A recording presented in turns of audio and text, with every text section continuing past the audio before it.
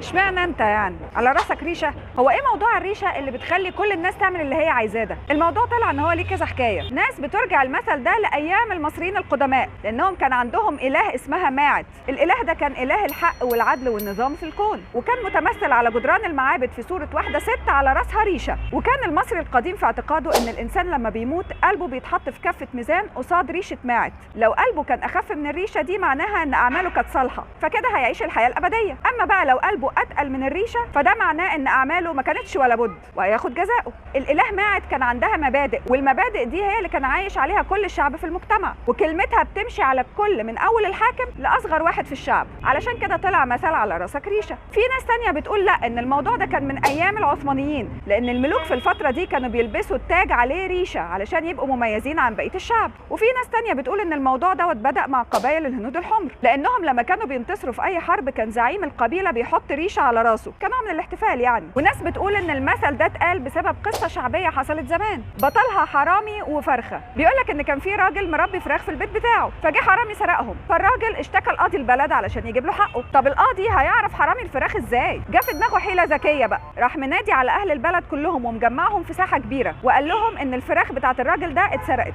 الحرامي موجود بينا دلوقتي، واحسن له ان هو يعترف علشان اخفف عنه العقوبه. فالناس سالت القاضي: هو انت تعرف الحرامي؟ القاضي قال لهم اه. قالوا له: طب مين هو؟ القاضي قال لهم: على راسه ريشه مطرح الفراخ اللي سرقها. تلقائي كده واحد من الناس اللي واقفه قام حاطط ايده على راسه علشان يشوف هي عليها ريشه ولا لا، فطبعا اتعرف ان هو ده الحرامي، والناس قبضت عليه واخد جزاؤه. انتوا بقى مقتنعين بانهي روايه اكتر؟